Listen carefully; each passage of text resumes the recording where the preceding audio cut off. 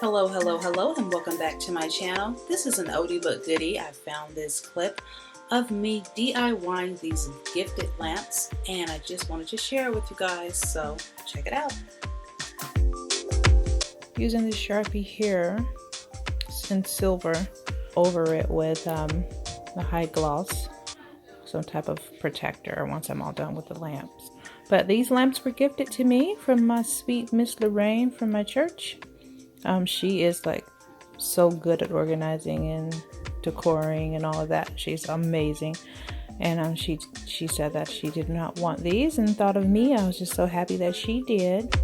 So I really wanted to come in and show you guys this, just so you guys can see that it is not hard to DIY something. Go to a yard sale, thrift store, estate sale, whatever. You don't have to pay $100 per lamp. You know, like I said, these were gifted to me. But I definitely would have went to maybe Tuesday morning or something like that to try and find a better deal. If not, the thrift store. I know it's Corona time and there's really none of those things open right now. None of those establishments open right now. So do the best you can. But I really just wanted you guys to see how good these came out. Look at that. Just beautiful. So full of rich color.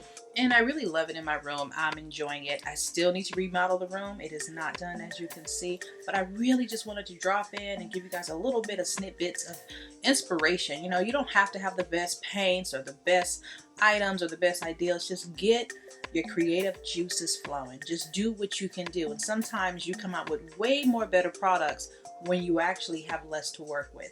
So get to looking around your house. Find something to change or to vamp up or to just make better. Just do the best you can do with what you have. Okay, so that's it. Like I said, this was just a quick snippet, just a little inspiration video. I will see you guys next time. Remember to stay wrapped in scraps, stay creative, stay happy.